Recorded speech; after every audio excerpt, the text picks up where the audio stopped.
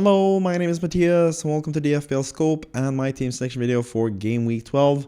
And we have a lot of things to get through, including my Game Week 11, which was fantastic for me. I'm having a pretty good time at FPL currently, and I have a really huge green arrow at the moment, which is really good for me.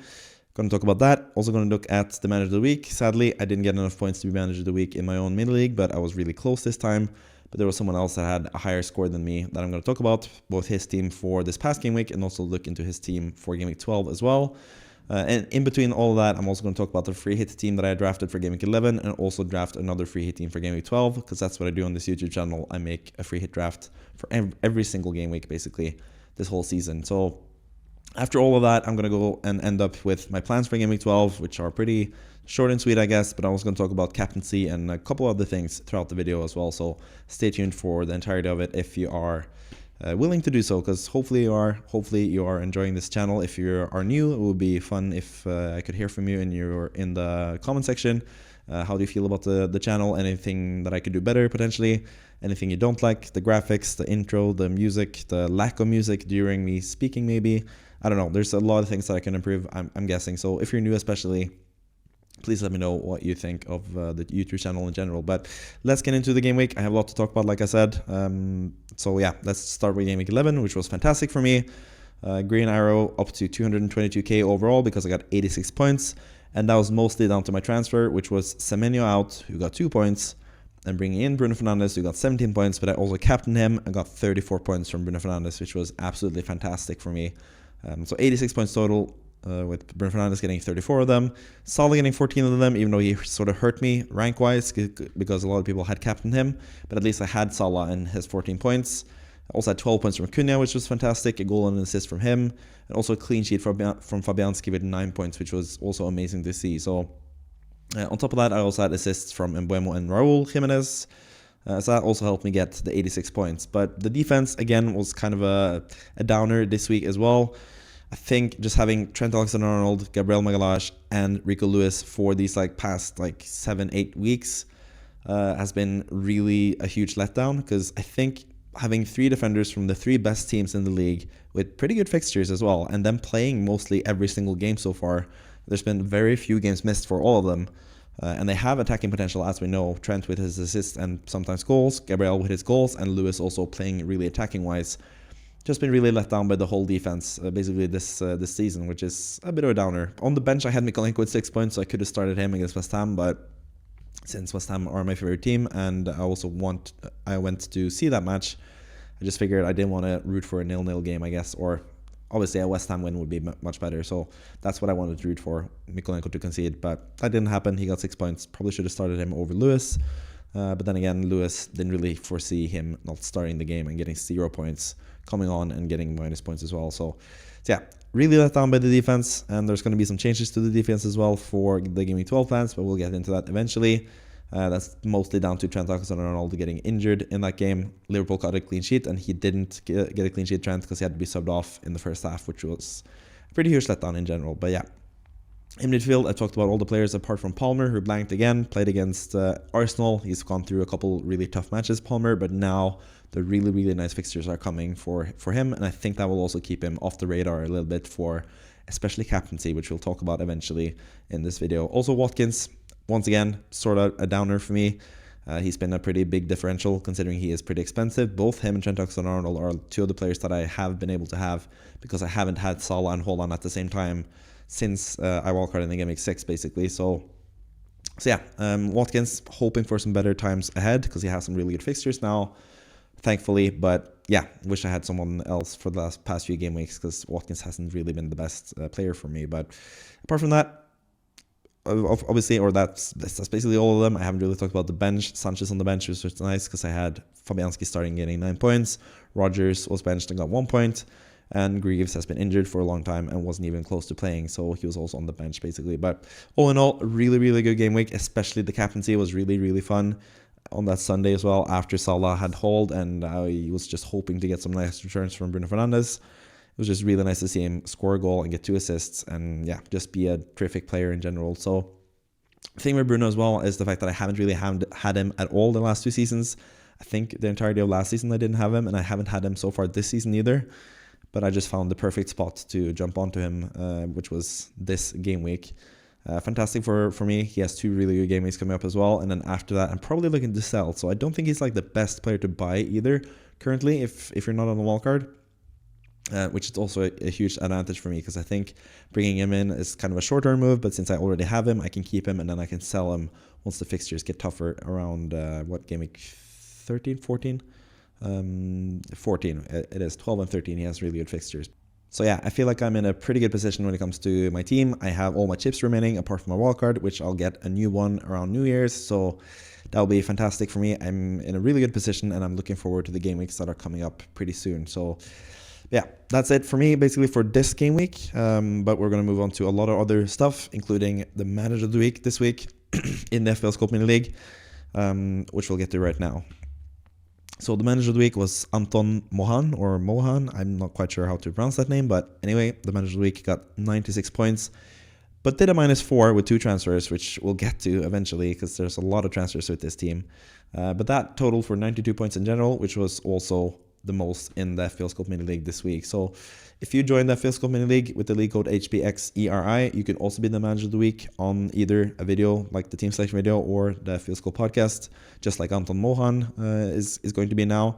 And the way to do that is getting the highest amount of points in a single game week, basically when you're in my mini league. So that's going to be interesting to see who else will come up later on in the season, and hopefully I can capture that top spot at some point as well, because I've been close a couple times, but still haven't been able to do the best out of all the people in the FPL Scope Mini League currently. But yeah, this manager is really interesting. As you can see, last season rank is not available. There's no recorded history of this manager being in FPL in the past, which is really interesting to me. Also fun that you've decided to follow me for some reason. I hope you watch the videos. If you are, let me know in the comments. But I think this is also a pretty clear sign of someone who is playing FPL for the first time. First of all, you can see the chips remaining. Used 3 out of the 4 chips already. Wildcard in game week 3, free hit in game week 2, which is also interesting, and triple captain in game week 9, which I guess would be Holland and his not so good performances in that game week. I think I got like 1 goal in that game week. But yeah, that's one of the tells of a fairly new manager. Also, the fact that this team, if you look at it, considering this manager has wildcard in game week 3, this team looks like a really recent wildcard team, and there's a good reason for that, because this manager has used 15 transfers, I think, for the last 5 game weeks, so basically an entirely new team. But that means a lot of minus points as well, and that means that the current rank isn't the best. 1.1 million could be a lot better, but at least the team is looking really good. The rank isn't that bad at this point in the season either. 1.1 million is a fair enough rank. You can make some gains, especially with a team like this. So yeah, you already got some gains this past game week, getting 96 points, or 92 points, I should say. But again, it could have been done better, as you can see from the transfers. Van de Ven to Kerkish, and Kerkish was benched as well, which is kind of a telltale sign of someone that is new. Never bring in a player that you're going to bench. That's just a pointless transfer, basically. No need to do that, especially when it's not really tied to money either. I don't think this manager didn't need to do that to save money to bring in Fernandes either. But at least the other transfer was absolutely fantastic. Foden out, Bruno Fernandes in, and captaining Bruno Fernandes for those 34 points, just like I did, really helped you get manager of the week, because that was a huge score for you. But this team is pretty close to my own team. A couple differences. The main difference that is gaining this manager an advantage is having Wissa rather than having Watkins. Watkins got 2 points, Wissa got 13 points, so that's 11 points gained there. So despite Sels getting 7 points less than Fabianski, he got more points than me in total, because Aït-Nouri also got 6 points more than what Lewis did for me. But that's basically the difference between my team and this team. Pretty similar team all together. It could have been even better if they hadn't done that -4 to bench Kerkis this week. Could have just kept Van de Ven and hoped that he'd be back for game week 13, I guess, because he's going to be out for game week 12 as well. But all in all, great game week, obviously. Really like the Fernandes captaincy choice, which is what I did myself. Hopefully you got that because of me. Maybe not. I don't know. But I think that's really nice to see someone using Bruno Fernandes as captain and getting points from it, just like I did. That's the best feeling in the world when people follow my advice, and I do really well on top of that from following my own advice. That's just the best feeling, basically. So yeah, 96 points, really fun to see. We're also going to get into the plans for Game Week 12 for this manager eventually, but before that, we're going to take a look at the free hit draft that I selected for Game Week 11, and then we're also going to look into the free hit draft that I have selected for Game Week 12 as well. So let's move on to that right now.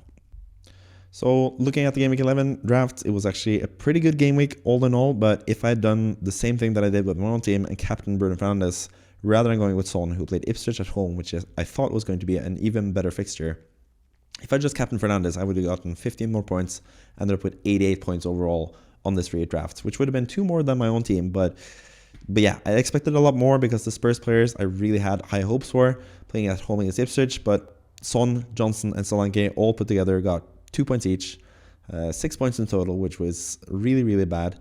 I did actually talk about last game week's team selection video that I would actually consider doing this free hit draft, but this just once again proves that one game it's really tough to judge what's going to happen in one particular game week. So I think the free hit is just a better used chip for game weeks where you can really gain some players and stuff that you don't have already. For example, in a blank game week or in a double game week, I think it's much better to use the free hit. So that's probably going to be my strategy for the free hit this season, but I'm still going to do the free hit drafts every single week.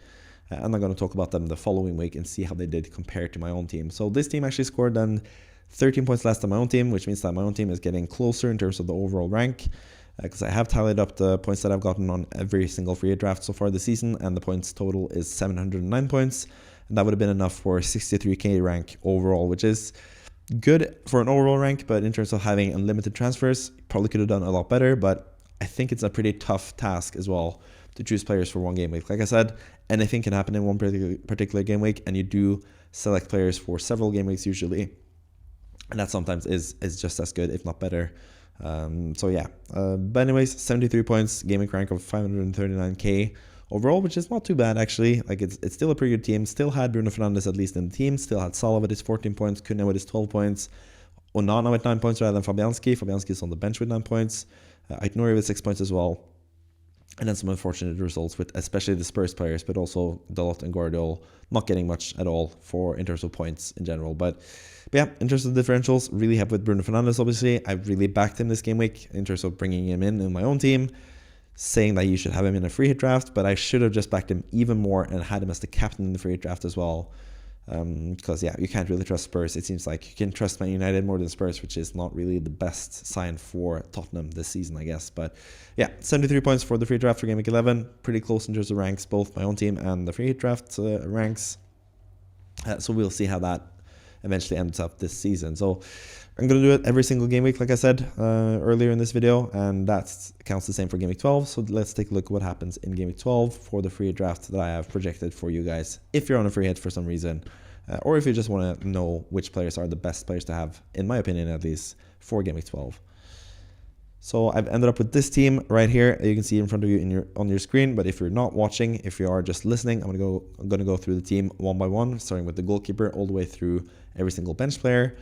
So in goal, I have Kelleher because Alisson is confirmed to not be able to start against Southampton, and that's a really good fixture for Liverpool, where I think they will get a clean sheet. So I think Kelleher is just the best goalkeeper by far in terms of his price and the team that he plays for and their defensive numbers so far this season. Southampton are one of the worst teams offensively.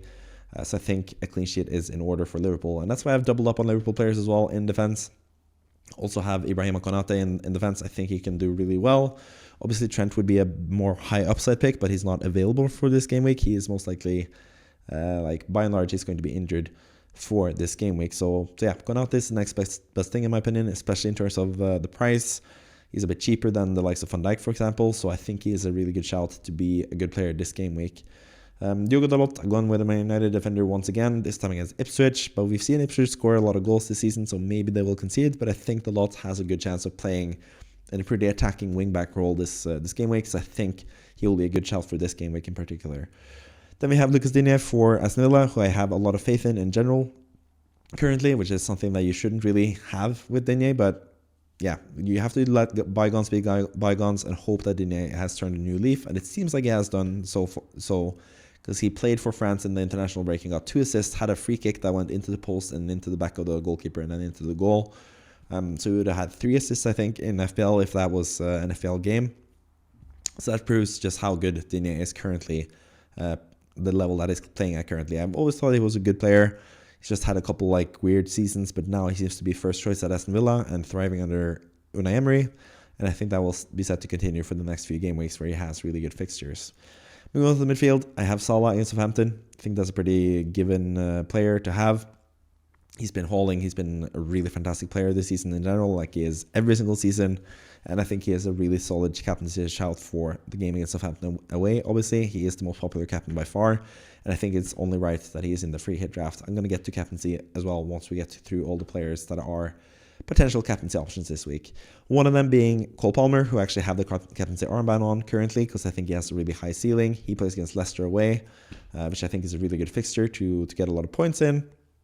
I think he's proven in the past that he has a really high ceiling, and that's what's the most appealing to me in terms of captaincy, because I'm going to try to push on and get a really high current rank currently. So I think he is the best captain's option to have, and on a free hit, I would choose him in the team and have him as the captain as well in that game against Leicester. Also have Smith Rowe against Wolves at home. Really decent fixture for him. Smith Rowe has proven all throughout the season that he is a really, really good player to have in your team. He seems to be Fulham's best player in terms of FPL points. And I think he's going to be a really good player going forward. But especially this game against Wolves at home. Wolves have been really bad defensively this season. Fulham have been really good at home this season. And Smith Rowe especially has been really good at home this season. So I think he's going to have a really good game week for anyone that has him still in the team. There's also a discussion between Smith Rowe and Rodgers. And I've gone with both of them here because I have a lot of pretty expensive players in terms of Salah, Palmer, and two of the strikers that I'm going to get to eventually as well.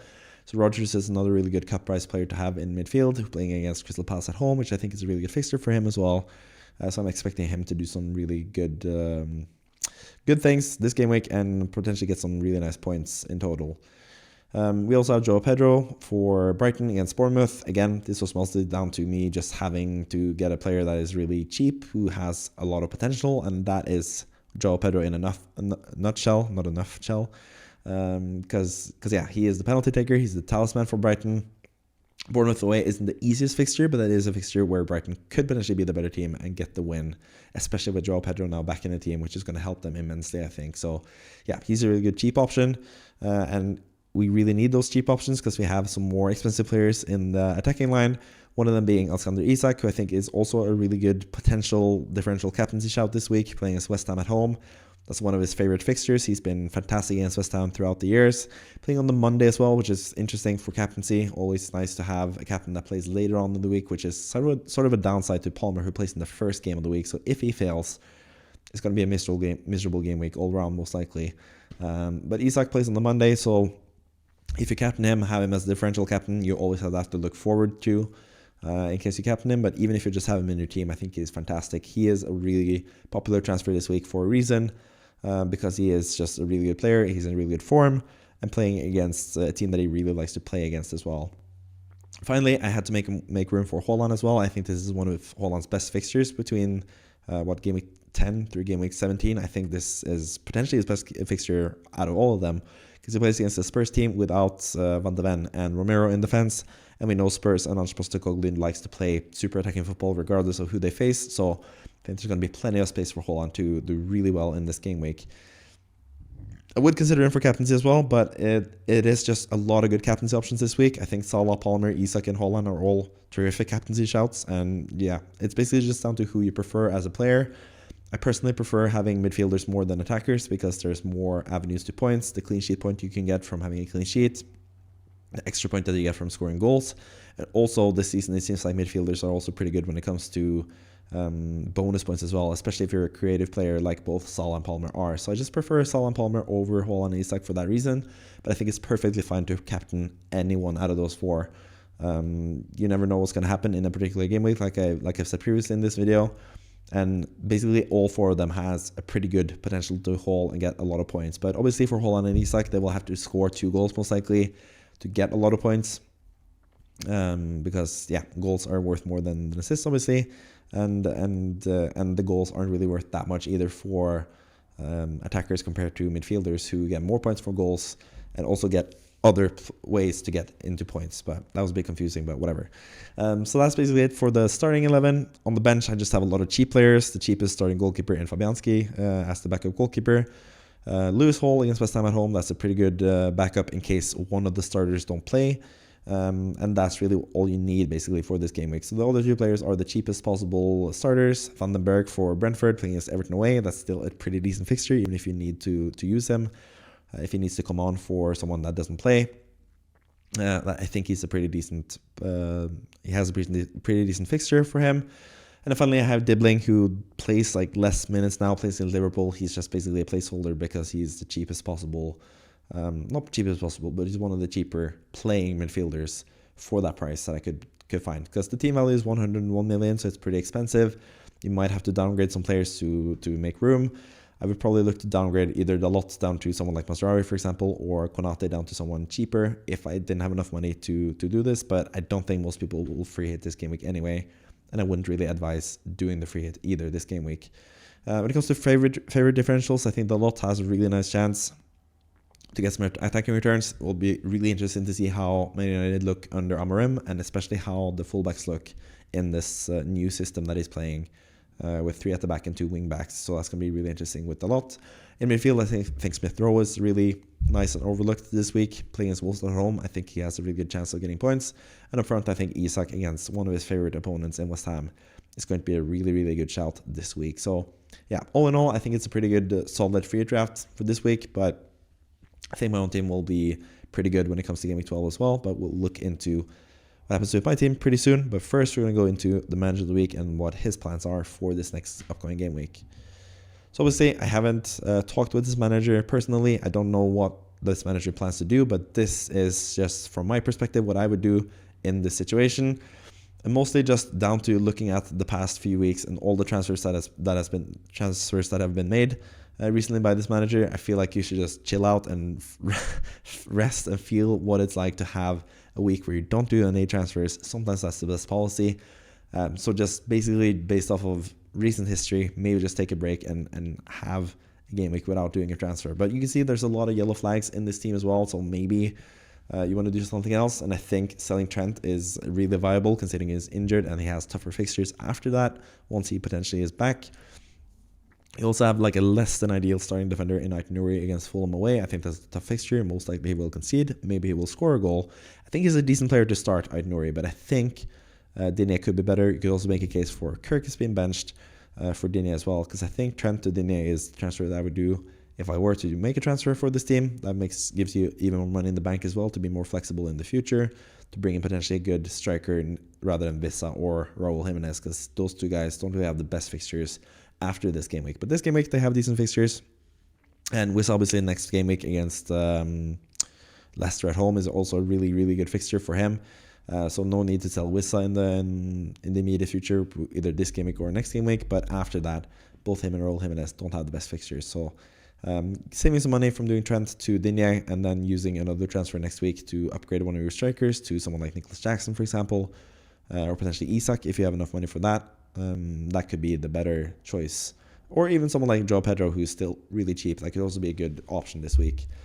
But that's basically it for the manager of the week and the future plans. I think this team is looking obviously really good because this manager has used a lot of transfers the last few game weeks, so the team is looking really solid. I think the double goalkeeper thing long term is not really the best play, but Sells doesn't have the best fixtures, so maybe he's the one that you have to sell. No pun intended, I guess.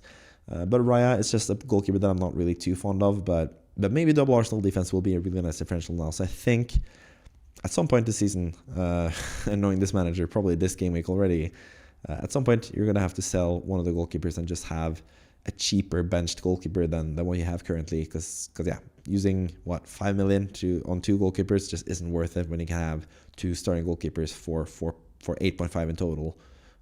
Like I did, or not like I do, but like a lot of people do. So yeah, either Raya or Sells out at some point is also looking good for this team, I think. But also should keep in mind getting in Haaland for game week 18, 19. I think most people should have that in mind and what route you will do to get to that, because I think Haaland has some really good fixtures at that point, and that's when you want to captain him and want to get all those big points that he can bring you. So yeah, keep that in mind, obviously. Chill out a bit with the transfers, be more patient as a manager, I think, is the main focus for you. If you're watching, please let me know, like I said, if you're watching, because it's always nice to hear from the manager of the week. and see what they feel about the channel and their own FPL history and their own FPL journey, basically, in general. But yeah, if you want to be the manager of the week, just like Anton Mohan just was on this YouTube channel, you can join the FPL Score Mini League with the league code hpxeri. And if you are the highest scoring player in one particular game week in that mini league, you'll get featured either on a video like this or on the FPL Score podcast, which is also on this YouTube channel. So yeah, you'll get featured on the podcasts or on the YouTube channel anyway, if you are the manager of the week. So with all that out of the way, let's take a look at my own team and my own current plans for Game Week 12. So this is my current team, and I do have one glaring thing that I need to fix, and that is Trent Alexander-Arnold, who is injured. I was hoping to wait for next week to do this transfer, Trent to Aït-Nouri.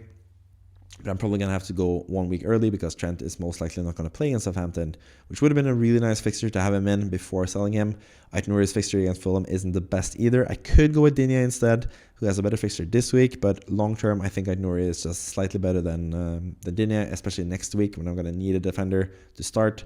Digne doesn't have the best match. He plays Chelsea away, so yeah, I think I just need to bring in Aït-Nouri and maybe look into a different way to get Digne, or just have to skip out on Digne entirely for now. But yeah, Trent out is looking like the most likely transfer for me. Because other than that, I think my team is looking pretty damn good. There's just a decision between who to bench out of the attacking players as well, because I have a lot of good attacking players this week. In general, with some decent fixtures, and I'm going to get to that eventually. But let's start in goal with Sanchez, who plays against Leicester away. I don't really think there's going to be a clean sheet because Leicester just seem to score one random goal each game. But yeah, I've been surprised by Sanchez in the past, I guess, so maybe he will get some points for me, but he hasn't really been the best goalkeeper for me since I brought him in for Game Week 6 wildcard. But hopefully against the Leicester team like Leicester, he can do something really good in that game. Gabriel against Nottingham Forest. Last season, that would have been a terrific fixture at home to Nottingham Forest, but this season Nottingham Forest have been really, really good, especially also defending set pieces, which is something they really struggled to do last season. Seems like they've gotten a hold of that this season in general. But I still think Gabriel is good play in this game week. Arsenal most likely going to be the most dominant team in that fixture, and I could see them both getting a clean sheet and potentially also Gabriel scoring a goal, one of those trademark bullet headers of his. So I think Gabriel is a really good shout this week in general, and I'm happy to start him. Not entirely too happy to start Lewis, but I think he could be a nice differential now because a lot of people are going to either bench him or sell him, I think. And I still think, for what it's worth, that Lewis is going to be mostly nailed for Man City. He's going to play most games because it seems like Pep Guardiola just likes to have Lewis playing in that Rodri role when Rodri is out injured, and he's out injured for the entirety of the season. So I think Lewis is going to be a nice differential now. I don't really see any reason to sell him. Like, there's no rush for me to sell him, especially until he's proven that he's not reliable in terms of minutes. But for now, I still think he's a decent player when it comes to minutes. I think he's going to start this game as well. And I think he's an okay player to start this game week, even though Spurs are a decent attacking side, but we also saw against Ipswich struggle to create much. So this could be the game week where Lewis finally breaks out and does something well for me. That would be a really nice welcome surprise at least. Rodgers I've already talked about. I think he's a really good player against Crystal Palace at home. And Mbeumo against Everton away, that's one of the players that I'm considering potentially benching, because Everton are actually a really good defensive side, or a decent defensive side at least, especially if Brantwaite is back ready to play. But I'm not quite sure if he's ready to play, so I think Mbeumo could be the play. I've said that word a lot of times now, but I think he could be who I should go with rather than one of the other players that I have benched currently. I think Mbeumo has a decent track record against Everton as well, off the top of my head. It feels like he has done pretty well in that fixture in the past, so yeah, I think Mbeumo is a decent starter. I think he's past fit to play now, despite having the yellow flag. So I think he's going to be fit and ready to go. He's the penalty taker, obviously, a main man for Brentford, who have been pretty terrible away from home this season, but they've also had some really tough matches away from home. So I don't think it's that big of a trend, really, or that big of an issue. I think he can score some points in this game week as well. Bruno Fernandes against Ipswich, I think it's a fantastic fixture for him. Really happy that I have him. Brought him in last week, like I mentioned previously in the video, with the captaincy. I'm not going to captain him this week, but it is a tempting play because Amorim is back, or not back, he's in charge now at Man United, so maybe they'll explode him in like 6-0. So I think Bruno is, again, a really nice differential captain, but I'm not going to go with him twice in a row, I think. Because my captain is going to be Cole Palmer, most likely. Leicester away, I think, is just a really high ceiling. I think Palmer has been proven to be the most explosive player potentially in the game currently. because he's a midfielder, he can score 4 goals and a half like we've seen previously in this season.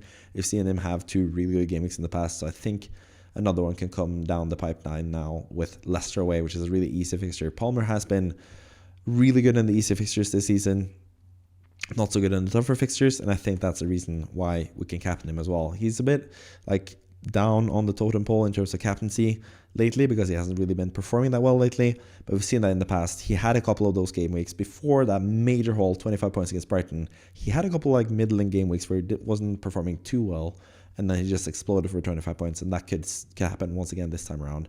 But then again, we also have Salah, who's also in the team, obviously. He's my vice captain. I think he's a really good captaincy shout. I think he is most likely going to get around 10 points. That's usually what Salah does. But I think Palmer's ceiling is just a little bit better. But I think Salah is obviously a really good play for this game week as well. Up front, we have Watkins against Crystal Palace at home. Hopefully, he can start to come good now. But we also know the fixture congestion is getting tougher for Aston Villa. The fixtures are piling up. So maybe Watkins won't be the best play. But I think he's still going to be someone you can rely on. And I'm not going to sell him, at least, with the fixtures that he has. So just going to hope and pray for the best with Watkins. He's proven in the past that he's a really good player. And hopefully he can be a really nice differential for me. Then finally, Raul Jimenez, who's someone that I did consider benching. It's between him and Cunha, most likely, who I'm going to bench this game week. But I ended up starting Raul Jimenez, I think, or I'm going to end up starting him just because he has a home fixture. And I think Fulham are just a better team than Wolverhampton currently. So I think Jimenez has a better avenue to points. This will most likely be his last game for me. I'm looking to sell him in game week 13. Hasn't really been the best for me. Got an assist last game week at least. But he has had really good underlying stats. And proven that he can get some goals. And playing against his former team, it's a pretty emotional game for him. I think he will want to play and score in that game, potentially even on a penalty. So yeah, I just feel like Raul Jimenez is a slightly better play than Cunha. Despite Cunha's massive form, he's fantastic. I think Wolves they scored every single game week so far this season. So it's a decent chance that Cunha scores. I'm still not completely sure, especially now talking through it. I feel a bit more uncertain about starting Jimenez over Cunha. But I feel like just because of the home game, I'm going to lean more towards Raul Jimenez. But Cunha is still a decent player to have this game week and a decent player to start this game week. But I just feel like my other 7 attackers are slightly better or a lot better options than him when it comes to Palmer, for example. Other than that, on my bench, I also have Fabianski on the bench playing against Newcastle away. I think that's a tougher fixture than Leicester away for Sanchez. So it's pretty easy to start Sanchez over Fabianski. Mikolenko at home to Brentford. I think Brentford are just a really good attacking side, so that's why I haven't really put faith in Mikolenko. But he could obviously play rather than Lewis, which has been the case for several game weeks where Mikolenko has outscored Lewis. Maybe I'll be messed up by that again. Then I also have Jacob Greaves, who's getting back into fitness now. He might be able to play against Man United, but even so, that is a tough game. The first game under Amorim at home at Old Trafford. I think there's a decent chance that this is going to be a goal fest for Man United, so I don't think Greaves is a good candidate, but I think it's nice to have him back for potential later game weeks down the line because of his price, and yeah, it's really nice to just have 15 playing players, I think, where you don't have to worry about all these yellow flags because you are going to get some players to come on and play in case someone isn't available to play for this game week coming up right now. So I think that's pretty much it for the transfer plans. I have to decide who to bench between Jimenez and Cunha. I have to decide whether to bring in Aït-Nouri or Digne. I'm leaning pretty heavily towards Aït-Nouri currently, but maybe some of you guys can change my mind. So please let me know down in the comments whether you would start Raul Jimenez or Cunha this game week, and also let me know whether you would bring in Aït-Nouri or Digne in my particular case as well. 1 free transfer, 0.0 money in the bank, so not much flexibility there in general in terms of transfers. The least possible flexibility that I can have, but I do have some really nice plans for the next few game weeks that I think will be interesting to watch and interesting to see what I get from. So yeah, with all that in mind, thank you for watching the video. It's been quite a long one.